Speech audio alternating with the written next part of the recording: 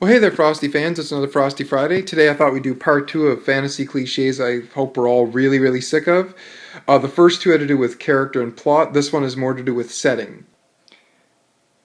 The so-called standard fantasy setting isn't a bad thing in of itself. The idea of setting a fantasy story in a pseudo-medieval Europe isn't itself a bad thing.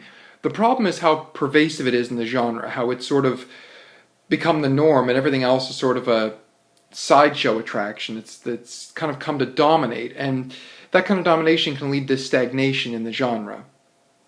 And many times it's not even really using the even a sort of real version of what medieval Europe was like. It's sort of a stripped down, summarized version with a lot of absolute monarchies instead of any kind of checks on the king's power.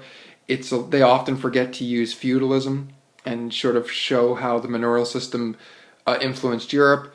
Of course, they often just replace the church with a pantheon of gods and goddesses and that kind of thing.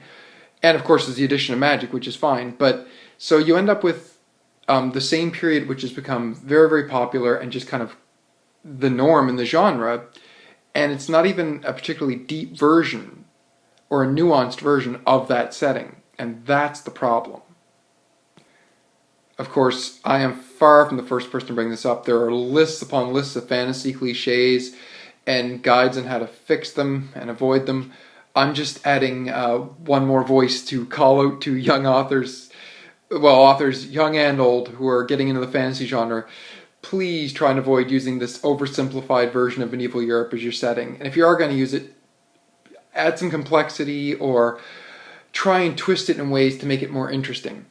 Well, that's all for now, Frosty fans. Please check us out at twitter.com/IronGate_thecomic, over on patreon.com/IronGate, and of course on the main site, irongate.thecomicseries.com. Stay frosty, and we'll see you all next time.